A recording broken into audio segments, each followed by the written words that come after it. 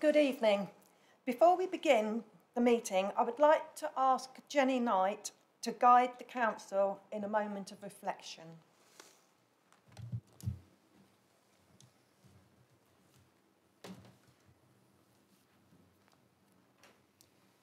Good evening, and thank you, Madam Mayor. Thank you also to everybody for giving me a very warm welcome this evening. I'm Jenny Knight, and I've taken on this role following the wonderful job completed by Reverend Canon Stewart during the last mayoral term. I'm delighted to now carry the baton, but as a non-religious figure. My aim will be to allow for all-inclusive moments of gratitude and reflection, providing an opportunity for those that wish to continue to say a prayer to do so if they wish. It is important that we offer moments for those practising other religions too, and of course consider those that do not affiliate to any faith either. So as this is my first meeting, and some of you may not have heard of a Celebrant before, I thought what better time than now to give a brief definition of what my role as a Celebrant is. I'm a local, Camberley-based professional officiant, and I write and conduct ceremonies and speeches across the South. I also dedicate time to charity organisations and fundraising activities, using the skills in my role to help make a difference. My opening address today and going forward will acknowledge the struggles within our community, but very much be focused on good news stories. So as a community and a group that are joined here today, what should we be aware of, have gratitude for, and what should we be celebrating? Well, community spirit is my theme today, and there is a lot to celebrate. We're seeing sporting success in many of the big events currently taking place, not least, and as is popular in my household, the European Football Championship, with women from many countries showcasing talent and setting records across the tournaments. This competition is bringing people together from all walks of life. There is a good sense of community spirit and support for their respective teams. But what about community spirit on a more local level? We've seen many community heroes over the past couple of years, whether it was on a big or a small scale. Everyone that helped in some way was valued. But from something that rendered us all helpless at one time or another came a strength, a resilience, and a spirit that we have not seen for decades. People came together. After the initial panic eased, people began to look out for each other. They reached out to the vulnerable. Groups were formed using social media to communicate with those previously unspoken to or unheard of. Connections were made. Now that things have moved on, and as we will no doubt face other challenges, I'm encouraged to see that the community spirit that was forged then is still present now. Positive events are taking place. People are again celebrating achievements. Groups continue to communicate and connections remain in place. I'm delighted to see Pride celebrations coming to the Borough next month, and I look forward to welcoming this diverse and valued part of our community to the Borough. Let us remember to celebrate these and nurture the friendships made, check in on those in need, and play a positive part in the success of our community. And so now for some reflection and to give thanks. And as I conclude, please do feel free to reflect in prayer if you wish. I'd like to take a moment to acknowledge the gallant efforts by the fire service and the community for their support during the recent fires in Surrey Heath. The communication and the connection between local residents and the firefighters was incredible. And I know that the support they received from those living in the area lifted their spirits in what was no doubt a challenging time. Leading on from that, we reflect on the temperatures that far exceeded anything that we've experienced for some time.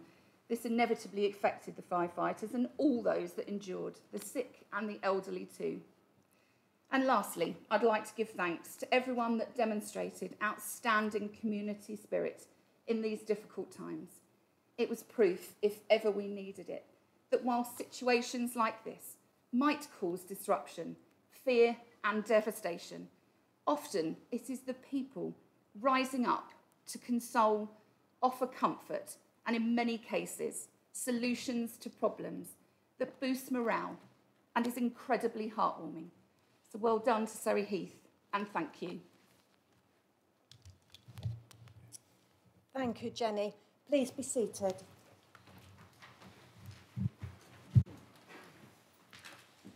Welcome, members, officers, aldermen, and any members of the public viewing at home to this evening's council meeting. Can I remind you, members, that we are now back to normal practice and operating the convention of standing to speak. Miss Willis, may I please have any apologies for absence? Thank you, Madam Mayor. I've received apologies from Councillor Graham Alloway, Councillor Vivian Chapman, Councillor Colin Dugan, Councillor Rebecca Jennings-Evans, Councillor Charlotte Morley, Councillor Graham Tapper and Councillor Robin Perry, and some are joining us virtually. Thank you. Moving on to agenda item 2, I propose that the minutes of the meeting of the Council held on the 11th of May 2022 be approved as a correct record. Do I have a seconder?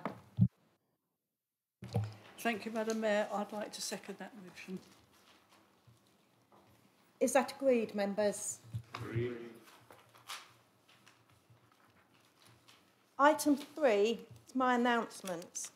I'm going to follow the example of the previous mayor, who produced the most incredible slides with her announcements. So, if perhaps we could begin, that would.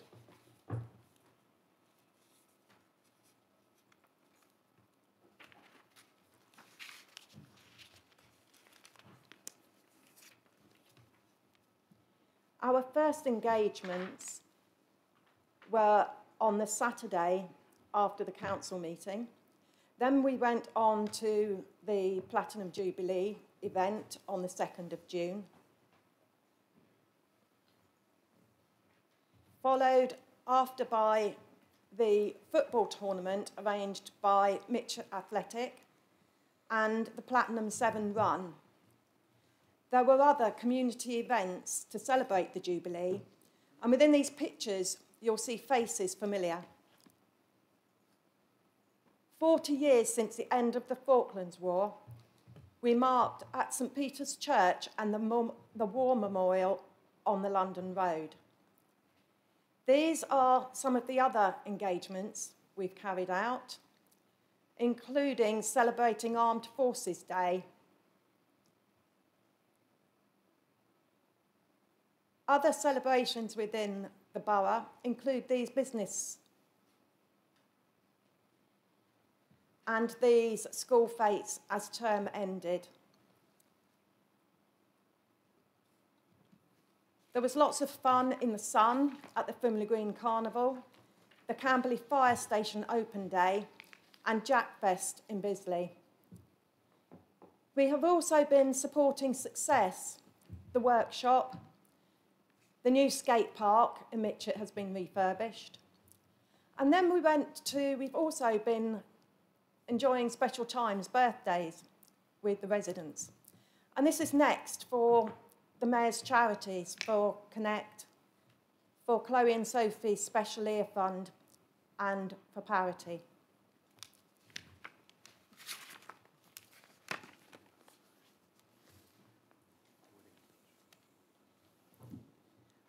Agenda item 4, I would like to invite the leader to make his announcements.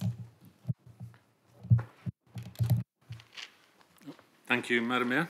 Get used to standing up again. My first thoughts have to be for the residents that are suffering in the current economic climate. Although Surrey Heath is socio-economically amongst the better off boroughs, many people who were living day to day are struggling even more to put food on the table. And people who, frankly, never considered they'd ever be in financial difficulties have suddenly found that they can't make ends meet. As you know, members, alongside the government's funding, we've put in place a large number of discounts and support schemes for those who need help, and we have granted substantial sums of money to Surrey Heath charities and our partners such as Citizens Advice. These can help, but only if people make the sometimes tough decision to ask for help. I encourage all members to, when you're interacting with your residents, to say that they can avail themselves of the assistance available, and in fact, they're actually entitled to that assistance. We'll obviously continue to do everything we can. I wanted to draw your attention to some key milestones in our budget over the last few months. Firstly, our 21-22 budget, the final report. This budget started during the second pandemic lockdown, and where we knew that during the year, key income sources such as car parking, commercial rents, theatre ticket income would all be severely impacted, and demand for our services would grow exponentially. This combination was so severe that by the end of the second quarter, we were projecting an overspend of 1.6 million for the year. I'm pleased that through a process of strict project reviews, robust tenant debt management, and tough budget control, the projected overspend reduced in quarter 3 and again in quarter 4 to finally become 453,000. While this is still a substantial sum and not to be dismissed, I believe it is a strong indicator of the ability of this council to manage its financial affairs in extraordinary circumstances, and is a far better result than many of our fellow borough councils are experiencing. Secondly, last year we set a new medium-term financial strategy with a number of ambitious milestones. The first of these milestones was to agree 450,000 of additional savings in year through our Star Chamber process by July this year. This was on top of the 1.1 million already identified and built into this year's budget. I'm pleased to report that not only was this target exceeded through a wide range of efficiency and income generation measures, but it was also achieved 1 month early, meaning, of course, that the savings kicked in that bit earlier. We also identified further savings to help meet future years' targets, and, as you know, all without cutting frontline services. And that was something the whole Chamber supported. Thank you.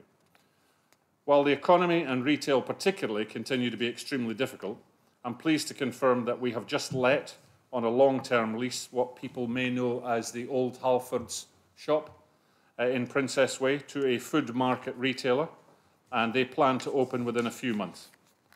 All of this ultimately gives us added confidence that we will meet our financial projections, return to a balanced budget, and continue to support and invest in our community. I'd like to update you on the Homes for Ukraine scheme.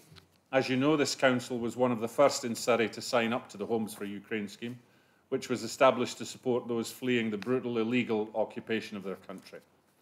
We now have 102 active sponsor households, providing homes to 130 Ukrainian guests who've arrived in the borough as a result of this scheme. And a further 91 Ukrainian guests are expected to arrive over the coming weeks. On behalf of every member of this council, I thank the residents of Surrey Heath for their incredible generosity in opening their hearts and their homes to our guests, and to our staff for stepping up to the challenge so quickly, ensuring every Ukrainian guest receives a warm welcome and the help they need to start a new life. This week, just in time for the school holidays, our newly refurbished skate park in Mitchett Recreation Ground reopened. It has been designed by Fearless Ramps. I think when you've got to call yourself fearless, there's something indicated there in what's going on. Made with top-grade materials and created for skaters of all abilities. A big thank you to our Green Spaces team, the portfolio holder, Councillor Rebecca Jennings-Evans, and the Mitchett and Deep Cut Ward councillors for this fantastic new facility. Successes like these are excellent, but we recognise that we need to continue to do more for our residents. From the largest and most comprehensive resident consultation this council ever carried out, we heard loud and clear that our residents wanted us to continue to keep Surrey Heath safe to live in for the whole borough. We're very fortunate to live in such a safe borough, where terrible crimes so common in other parts of the country are thankfully rare in Surrey Heath. What impacts, however, far too many of our residents is antisocial behaviour. So I'm pleased to announce that we will be stepping up our activities and working even closer with the police service to tackle antisocial behaviour. We will be undertaking more joint patrols with the police and more joint action groups that bring our partners like Accent together with the police to take a more joined-up approach, tackling hotspots to identify the most effective action. As a backstop to that, if a resident continues to suffer from antisocial behaviour and normal channels fail to tackle the problem, the Council will use its powers to formally bring together the police, landlords and other related specialists to take action and hold people accountable until a resolution is put in place. A very close second priority highlighted in the consultation was protecting and enhancing the environment. We are in the top tier of recycling percentages, and we live in one of the greenest boroughs in the country. But we can, of course, do more. So we're setting the goal of planting 4,000 new trees in the borough by the end of this season's planting season. This is our part in the Queen's Green Canopy initiative launched in our Diamond Jubilee year, as well as supporting Surrey County Council's goal to see 1.2 million new trees planted in Surrey by 2030.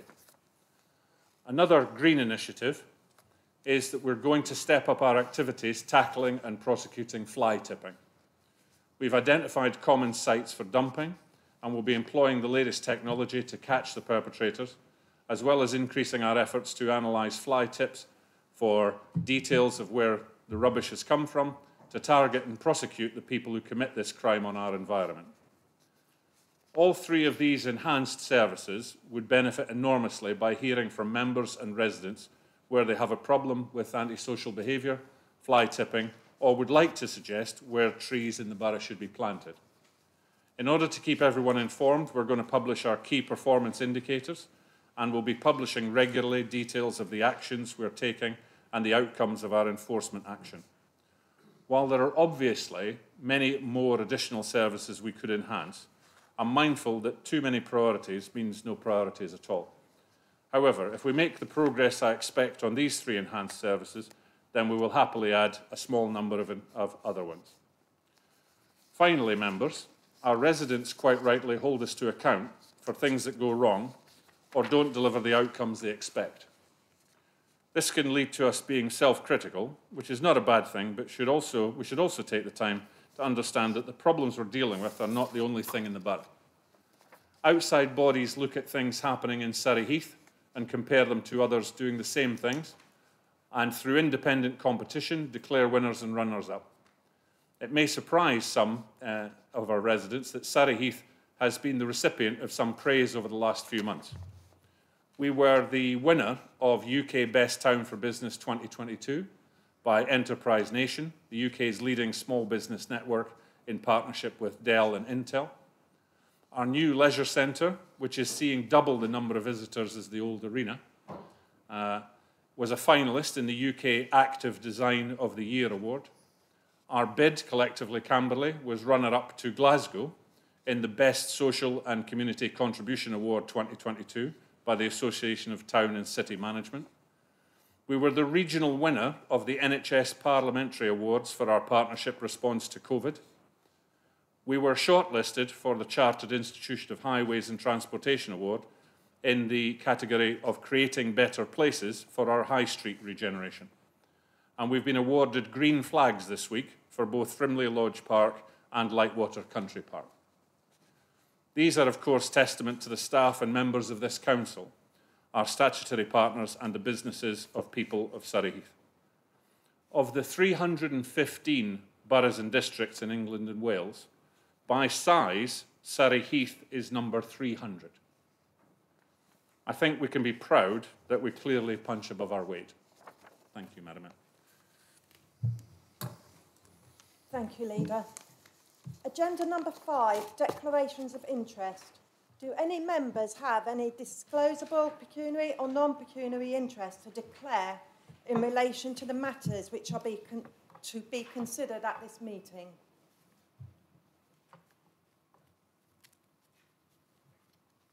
Moving on to agenda item 6, executive committees and other bodies.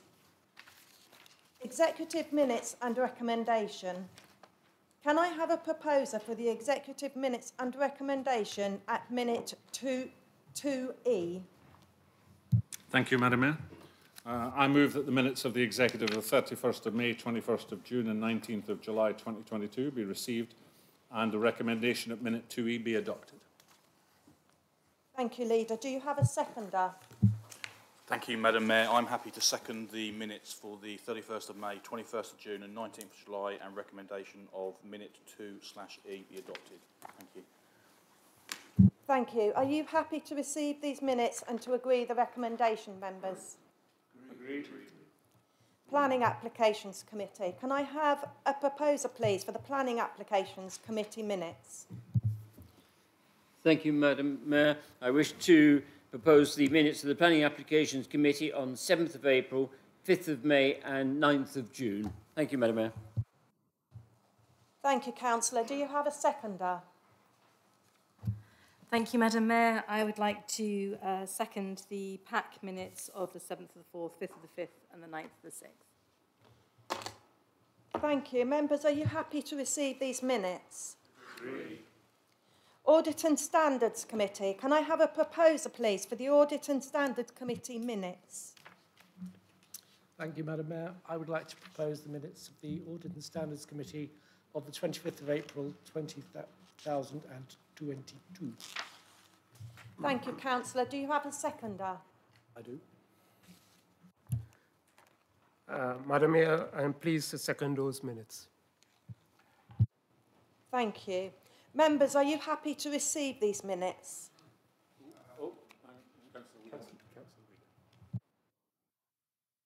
Thank you, Madam Mayor. I would just like to make a comment on one of the recommendations, which is 8.1A, which relates to the duties of the opposition, of the opposition leaders. There is a comment that says that it has the opposition to. And I actually feel that as a non-political leader, that's something that may be quite difficult for me, because actually I'm not always opposed to the recommendations of the leading group. I certainly wish to scrutinise it, and I would just like it recorded that I am unhappy with that comment. Thank you. Or that recommendation.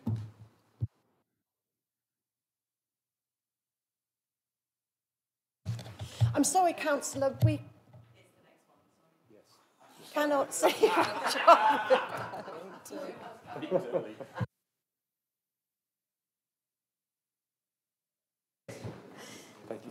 So, members, are you happy to receive these minutes? Yes. Yes, we are. Unbelievably happy.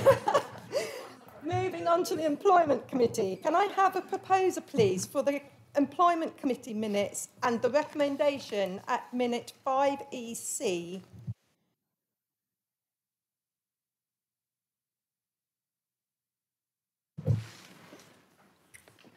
Madam Mayor, I'd like to propose that the Employment Committee minutes of the 6th of April, 10th of May and 14th of July are received and that the...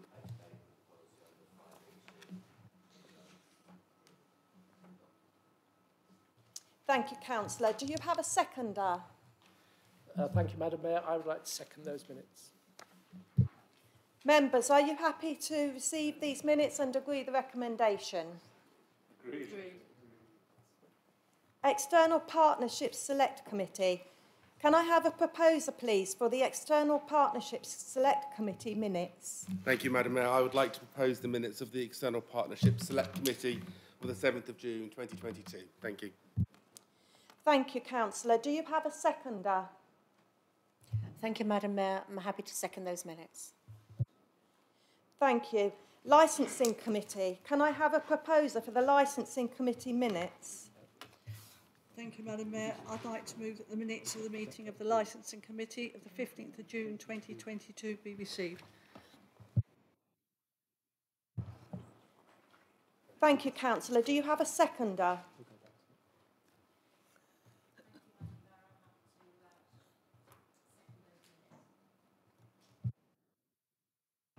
Thank you.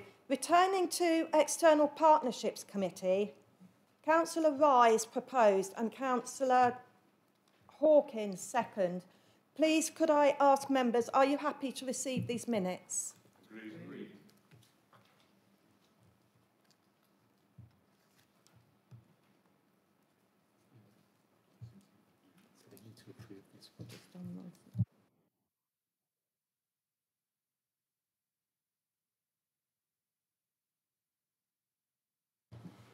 Sorry, members.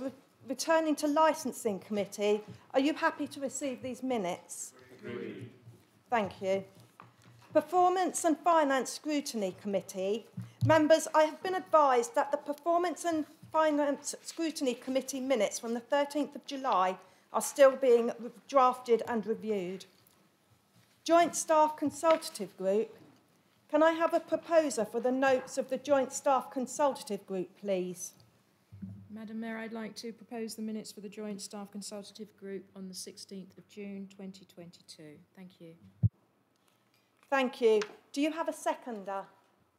Thank you, Madam Mayor. I'm happy to second those minutes. I will do it at this time. Members, are you happy to receive these notes? Agreed. Moving on to item 7, the Governance Working Group. I would like to invite the leader to introduce the report of the Governance Working Group and move the recommendations therein. Thank you, Madam Mayor. Members, as part of the instruction this Council gave to carry out a total review of the Constitution, the Governance Working Group is recommending we make the following changes regarding updating Scrutiny Committee procedure rules and defining more comprehensively the roles of councillors, including the leader, deputy, chairs, backbenchers and ward councillors. The changes recommended in this paper fall into 2 categories. Firstly, simply bringing the text into line with our current management structure and current practices. For example, in 6.4, where we are recommending that full council gives up its unusual right to override a vote of no confidence in a committee chair and leaves it to the committee to decide, providing it is a constitutionally sound vote. And secondly, clarifying procedures to include best practice. For example, Annex A, page 21, where a formal order of play is being recommended for scrutiny meetings when dealing with a call-in, as was fundamentally used by the chair of P&F in the last call-in. I'd also just add that while the definitions of the ward councillor role, page 33, looks daunting, they do, we believe, simply reflect the actual role each of us carries out on a regular basis. I therefore move that we resolve the 4 recommendations as laid out on page 5 in the paper. Thank you, Madam Mayor. Thank you, Leader. Do you have a seconder? No.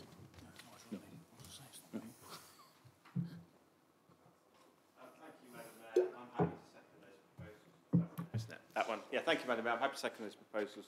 I have been made aware very recently of the concern in regard to page 32 of the agenda regarding the Leader of an Opposition Group role.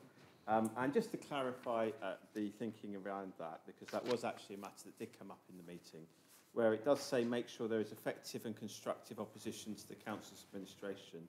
And just to clarify, by effective and constructive, that does not necessarily mean that every single thing put forward by the administration should automatically be opposed. There may be occasions when you actually get it right, and in which case we would hope to be effective and constructive when recognising that. So I hope that may have clarified any concerns regarding that. But if there are any other questions, I'm more than happy to help respond. Thank you.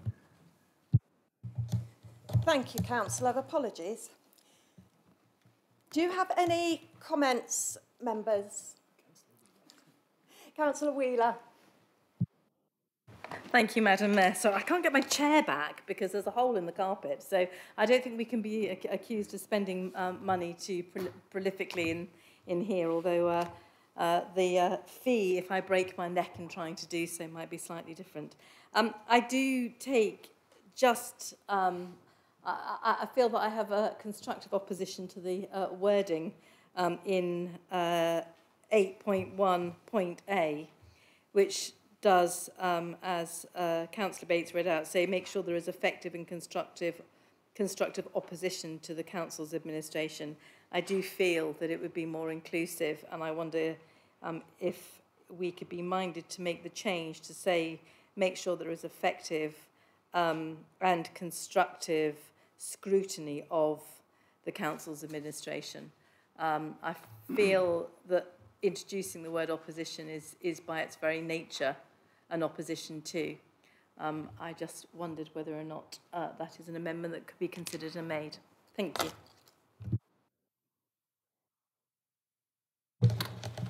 Thank you, Councillor. Does anybody else have any comments? Councillor Rise. Thank you, Madam Mayor. And I hear the comments of Councillor Whelan, and a part of me agrees with her that I think the inclusion of the only word opposition has a slight negative connotation. So I would propose an amendment to include the words "and scrutiny" after the word opposition. So to make sure there is effective and constructive opposition and scrutiny to the council's administration. And I hope that covers all bases.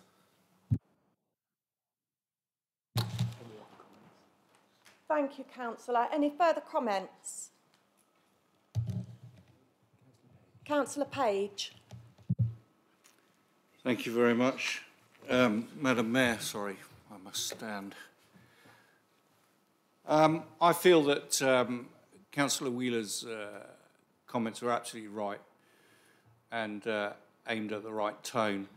So I don't agree that the word opposition should be in that was suggested by Councillor Morgan Rise. So a simple amendment about scrutiny works for me. Thank you.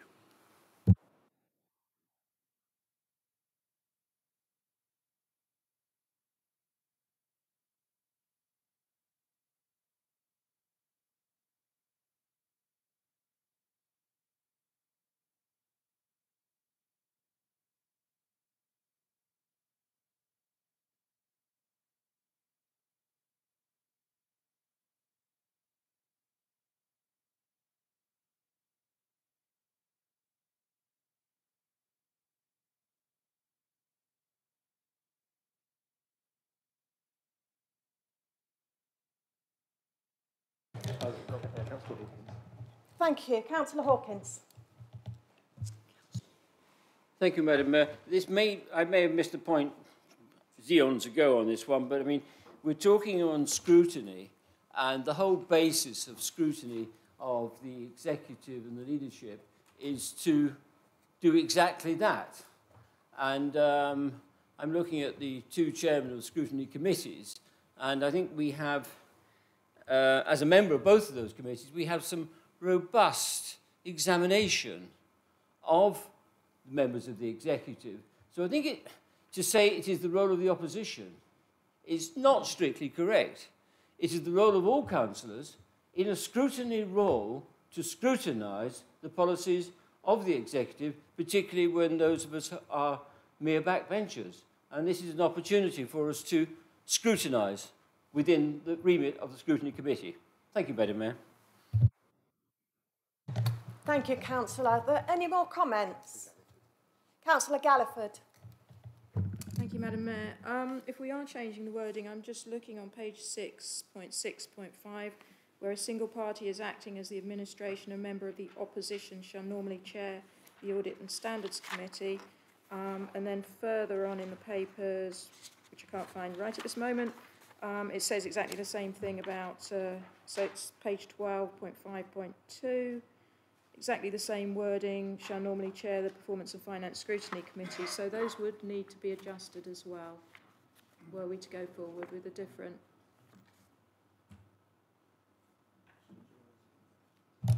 Any further comments, members? Just on a point of order. Councillor Rice.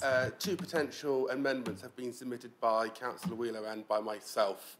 And I'm just wondering what the procedure is going forward to ensure those amendments are then properly debated. If the Chief Executive could provide clarification. Thank you. Thank you, Madam Mayor. It would be useful if we reach this point in the debate just to have clarification on those two proposed amendments. So can I ask the members who suggested them, just to repeat them so we can make sure we capture them clearly. Thank you, Madam Mayor. So, Councillor Wheeler? Should we go to Councillor Rice? So I am suggesting the following amendment to, on page 32, leader of an opposition group, which says, make sure that there is effective and constructive. I was going to say scrutiny, but we're right. We do have scrutiny committees. So I wonder maybe challenge. Thank you very much, Councillor Hawkins. I think that's perfect. Make sure there is effective and constructive challenge of the council's administration. Thank you. I don't know if there's a seconder for that. Thank you, Madam Mayor. I'm quite happy to second that motion. Thank you.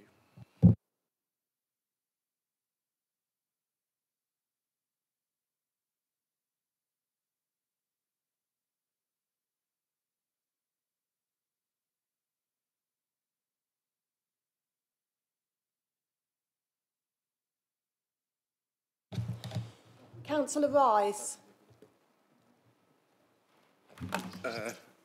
Based on my understanding of the Constitution and procedure of the debate, I have no further discussion on Councillor Wheeler's amendment regarding, I think by the wording I provided earlier made clear of my position, so I have no further debate on Councillor Wheeler's amendment.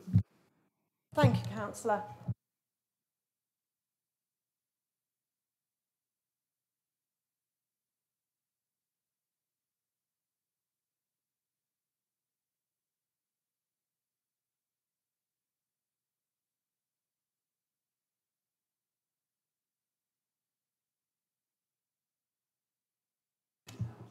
Councillor Bates?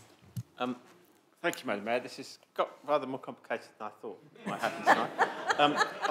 I mean, if it helps, I have no objection, but it's the leader of the council's motion. If he's happy to accept that wording, it will save having a vote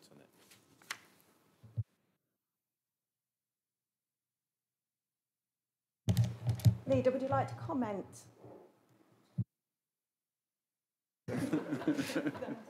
Yes, Madam Mayor. I think it's I wonder how many councils up and down England and Wales are having a discussion about the opposition and whether they agree with the administration. And I think it's indicative of how this council functions, and I couldn't agree more. I wish we'd spotted it in the governance working group. I think one of the interesting things is that sometimes the opposition are called the others, because, taking your point, Councillor Wheeler, not every single time are we in opposition. So just on your amendment to change on page 32, item 8.1a, I'm more than happy, and I believe my seconder is happy, to accept that the word opposition will be changed to challenge. I'm happy to accept that. And if, taking Councillor Galliford's point about the word opposition being mentioned everywhere, I'd also be happy if someone wanted to refer to the others as others rather than opposition. Thank you, Leader. Members, are you happy to agree the suggested amendment? Agreed.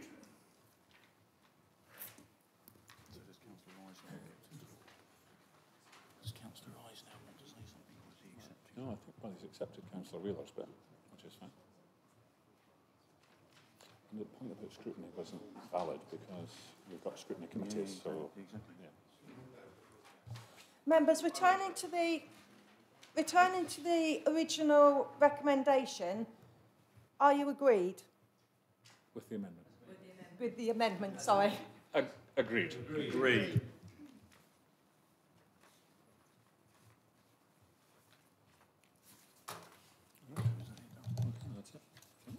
Item number 8, questions.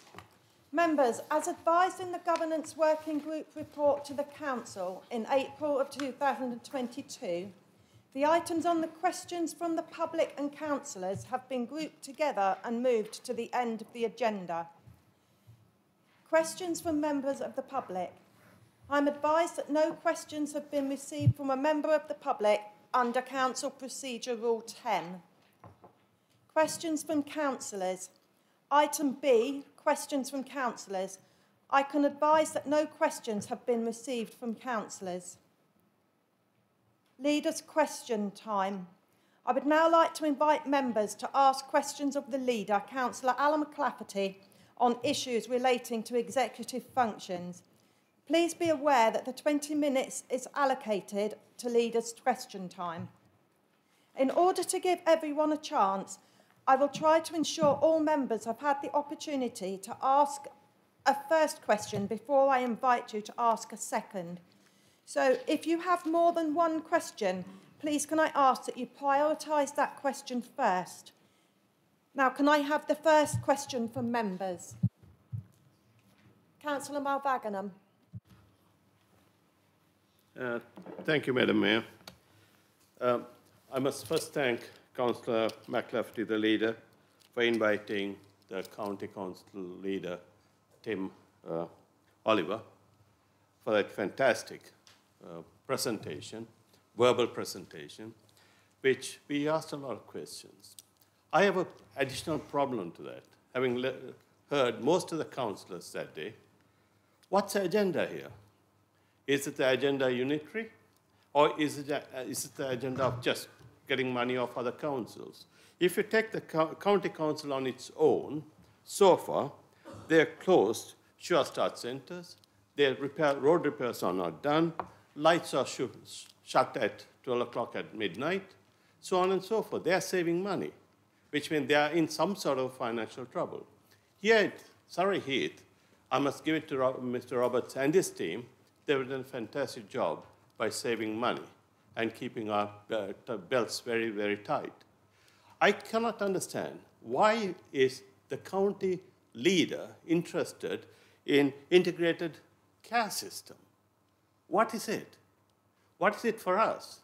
That we don't get any financial benefit, and I can't see the county getting any financial benefits unless, of course, he is getting some, or the county is getting something from the central government, which we don't have to share, or he is not going to share. So he has come to us asking for our permission. At the same breath, he says, I don't have to ask you guys anything. I can do what I want to do. So what's the agenda here? I'm not too sure whether the leader would agree that we should not encourage such ambitions of a county council leader to grab power. Would you agree with me, please?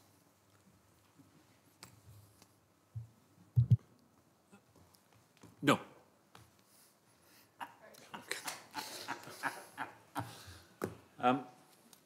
I knew there was going to be a question at the end there, Councillor Malvaganam. I can't obviously answer on behalf of Councillor Oliver of what his apparent hidden agenda is. He seems to have been quite clear with us, and you're right in some of the things you said. He doesn't have to talk to us about going for a level 2 county deal. He can do that without talking to the boroughs and districts or the parishes. What he said was to us last night was that there was an opportunity for county to gain some more powers from central government. But he wanted our input, along with our other 10 boroughs in Surrey, to try and argue on our behalf for more powers and distinctly different powers to come down from central government, because they could make a bespoke case rather than, I think he called it, a vanilla off-the-shelf deal. I can only take Councillor Oliver at his word. I don't think he had to talk to us. I think they are tightening their belt. I don't agree that everyone who saves money is in financial trouble. I think sometimes it's just good to save money, if you can. Gives you money to do other things. But I believe that he is genuine, that he's asking for our opinion, and what can we do to strengthen his case for a level 2 deal that would help us. And I'm not sure there's any other. I think our other friend, actually, Councillor Brooks, asked the question about unitaries, and I don't think these two things should be confused. We definitely had a discussion, I think, 2 years ago on unitaries. I won't go over that again, but this is a very, very different offer from the government, and therefore county can't do a unitary based on this. All they can do is a county deal. Thank you, Leader. Any more questions? Councillor Noble. Thank you, Madam Mayor. Leader, please. With regard to the Star Chamber outcome report discussed by the Executive on the 21st of June at paragraph 4.2, could the Leader of the Council indicate the percentage increase in council tax that will result in the next financial year from the removal of the council tax reduction scheme for residents within the parished areas of the borough? Thank you, Councillor Noble. So if I understood the question correctly, we have redesigned the council tax support scheme, and you're asking how much will that impact on our council tax levy next year. Am I correct? Okay. A lot of what we did at the council tax support scheme was redefine who was allowed the support and, unfortunately, who would not receive as much support. And one of the things we did to try and soften that blow is that we maintained that everyone received the same benefits for 12 months so that they could get used to the idea. Will that have an effect on our council tax next year? I don't believe so. If you look at what we're allowed to do, as a council, we can increase by law, we can increase our council tax by either 2% or £5 per year for Band D housing. All right, £5 per year, 17 pence a week. Okay? And I would imagine if this administration is in a position to look at that, we would probably be looking to do what we've done every year and raise by either the 2% or the £5, whichever is the maximum. I believe it would be the £5. So my short answer is that this will have zero effect on how much we increase our council tax by next year. Thank you, Leader. Councillor Wheeler. Thank you, Madam Mayor. At the recent meeting of the Executive voted to move forward with the proposal to go to consultation on removing areas of important land and protected land from the green belt. In your opening speech this evening, Leader, you talked about protecting and enhancing the environment and responding to the consultation, the wide consultation that we went out on the priorities of our local residents.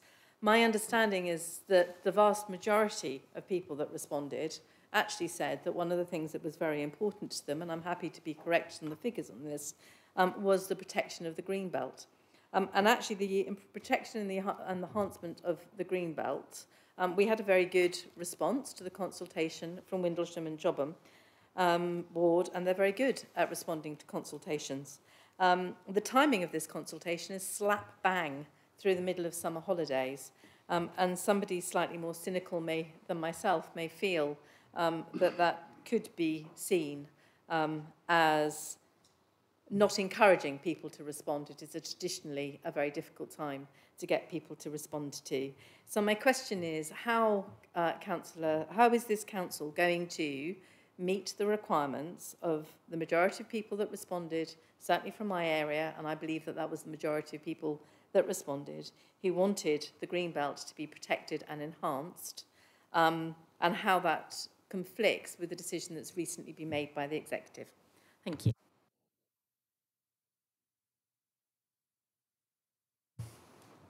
Thank you, Councillor Wheeler. My answer might surprise you, and if quoted out of context, it'll be unusual. We're doing this to protect the Greenbelt. Okay? Let me just say it again. We're doing this to protect the Greenbelt. What happens is, as you know, if we don't have a sound local plan, then developers, including developers from the travelling community, will know that we don't have a sound plan, and they can then apply to the council for planning permission on Greenbelt for much, much larger spaces in places that are even more inappropriate, and our planning applications committee may well turn them down, and then they'll go to appeal. And my understanding from the experts of our officers that then there's a very, very high chance that they will simply win on appeal. So if we want to protect the massive amount of Greenbelt that we have in the borough, I believe, given the amount of work, and you know, Councillor Wheeler, how much work has been done looking at alternative sites, and none of us want the sites to be in Greenbelt. We'd prefer it to be 0%. But if they have to be there, and that creates a sound local plan, then I'm afraid we are protecting the other 99.9% of the Greenbelt in making this change. Thank you, Leader. Councillor Brooks. Thank you, Madam Mayor. I wasn't intending to speak this evening, but seeing as my name was mentioned earlier, I thought I better. Question for the Leader of the Council. Over many years, there has been an aspiration, I believe, of the county to be a unitary and to control the whole through that method. That is a county unitary, not a unitary that could be done by economic region. They don't seem to be interested in that a jot. And I hope he might agree with me that we've got very distinct regions within even Surrey Heath, in that the wards that are more closer to Woking, Chobham, Bisley, West End, Windlesham, tend to lean more, I believe, towards Woking and those sort of areas. The wards this end are more part of the Blackwater Valley. And I'm sure he's aware that the Blackwater Valley in its own right is the same size as the city of Southampton. But that doesn't seem to be considered at all. And I perfectly understand would be very difficult, and I hope you might agree, because you've got all the different counties that link to it. But I'm nervous, and I don't know what he could tell me about the LEP situation, because the LEPs had worked really well, the local enterprise partnerships, and my understanding, and please correct me if I'm wrong, is that they are looking to remove the LEPs and for the county to take hold of that purse. That, I think, would be a retrograde step. Does he agree? Thank you. Thank you, Councillor Brooks. I hope, first of all, I did mention you. I hope I quoted you correctly when I thought you asked the question of spot on the unitary. Okay. I won't rerun the discussion from the multiple discussions from 2 years ago about unitaries. What I will say is that unitaries can happen primarily when the government decides what the framework will be. And in the last run 2 years ago, they said Surrey borders had to be protected. So we were very keen, Surrey leaders were very keen to look at exactly what you're saying, going across boundary into, say, Hampshire or Berkshire to say this could be a better unitary. It made more sense.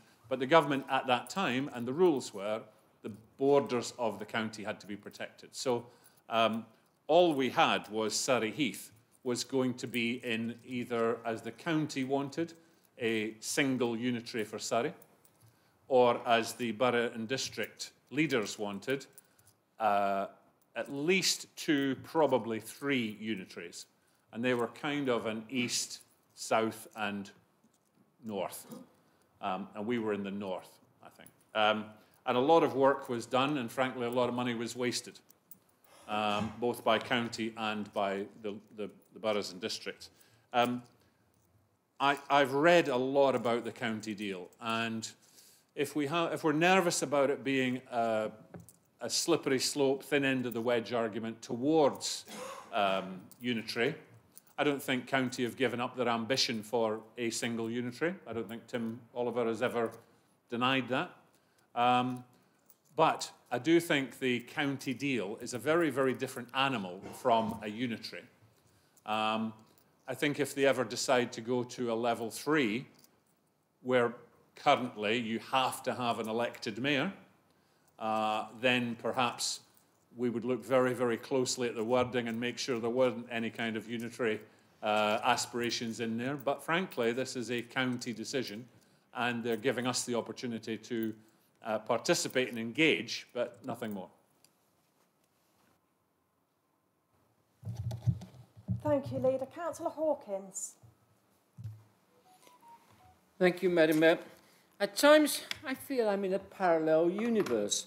I was at the meeting last night, but beginning to wonder if I was, because Councillor Oliver made it quite clear that unitary was not on the table. There was no mention of unitary. There never will be. It was not part of the discussions. He did actually give the 4 levels of which the government were wanting. I will come to question here.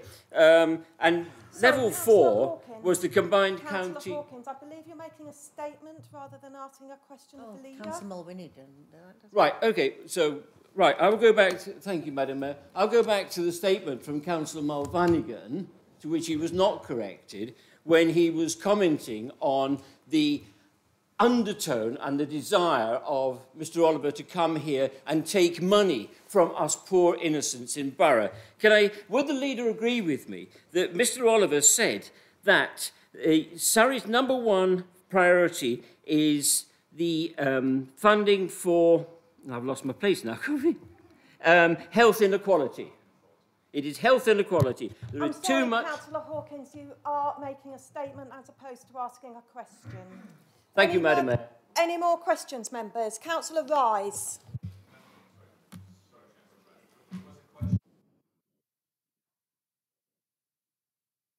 I'm sorry, Leader, yes. Sorry, Councillor Rise. Yes, Councillor Hawkins. You're absolutely right. He was very, very clear that this is a county deal about delegation of powers from central government down to county. You cannot read that legislation or that paper as a unitary. It was asked, the question was asked and answered. It's not about unitary. I couldn't agree more that his priority is clearly on health inequality, as you said. Thank you. Thank you, Leader. Councillor Rise. Thank you, Madam Mayor. Just not to belabour the point, I just want to ask the Leader, should we expect Surrey Heath Borough Council to put forward an official position regarding what it would like in the county deal, or should it just be expected that it comes from ward members and individuals, as Councillor Oliver suggested? I'm just wondering what the Leader's intention in what he and the Surrey Heath Borough Council would like to get out of the county deal. Thank you, Councillor Ress. I made the commitment at the meeting last night that I would pull together a communiqué of what we as a borough council would suggest that Tim Oliver try and put into the deal. I went out of my way to emphasise that I'm not in this case, although I'm leader of the council, I'm not in this case trying to make it that it is a unanimous view of the council. And in fact, if individuals or other groups want to put in, Tim Oliver accepted that. He asked from individuals or from groups or whatever. So I just agreed to kind of do the legwork of working with Mr. Roberts to give us all a chance to kind of get our ideas in and then pull that together. But in no way does it stop other people doing the same. Thank you, Leader. Councillor Bates. Thank you, Madam Mayor. One of the areas that we have had a number of concerns with county over the years is regarding the levels of communication between ourselves and the County Council. And obviously, whilst we welcome Mr. Oliver attending a meeting with us yesterday, it is somewhat of concern that one of the formal ways of communicating is being proposed to be abandoned in regard to the local area committees, or at least amended. Can I therefore ask the leader whether he agrees with me that it is not sensible to remove formal structures until an alternative is put in place, and what alternatives would he be willing to see in terms of formal working with Surrey County Council going forward? Because it is of concern that decisions are being made relating to county services affecting our residents where there is little or no consultation going forward.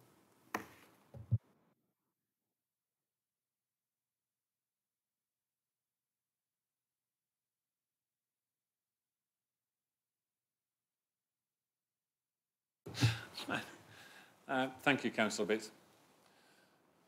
Yes, of course. Of course. Why would you demolish lines of communication without having, at least simultaneously, the new line of communication coming in? You wouldn't want a vacuum between the two. And I would hope that County would follow that pretty much common sense.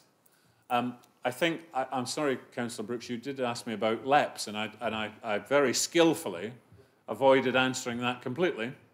Actually, what happened was I just forgot. So, but the LEPs and the local area committees, I think, what would I replace them with? I don't know what I would replace them with, and I don't know what County is going to replace them with.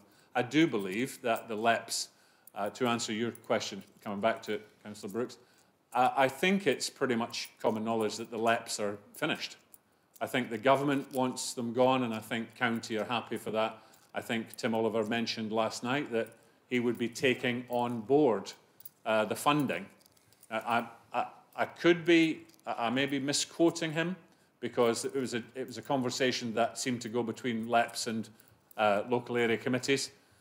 But I think that the intention is that that kind of main communication is going to be overhauled, and County stroke the government are going to put in place new structures. I think, as with all boroughs, we're going to be on the receiving end of what happens, and we're not going to be in a position to do much more than try and influence and nudge the ship a little bit left or a little bit right. But we're going to be on the receiving end of whatever it is put in place.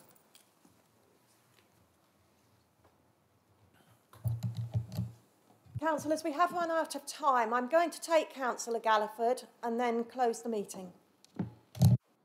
Thank you, Madam Mayor. My apologies, I was not able to attend yesterday evening's meeting due to parish council commitments. So I'd just like to know, and I hope it wasn't answered yesterday, but if there is a delegation of powers, will central government be allocating appropriate funds in order for those powers to be enacted?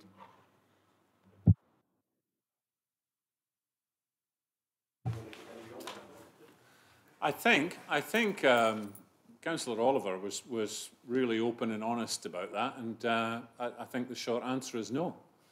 I think a level 1, he said, nobody's going for a level 1 because it's not really worth doing. Pretty much level 1 is already existing. Level 2 is worth going for because it gives them some more of the powers that they currently have. It just gives them some additional power, but there's no real funding comes with that. Level 3, the big incentive to go for the elected mayor, which I understand is a favourite of the current Prime Minister.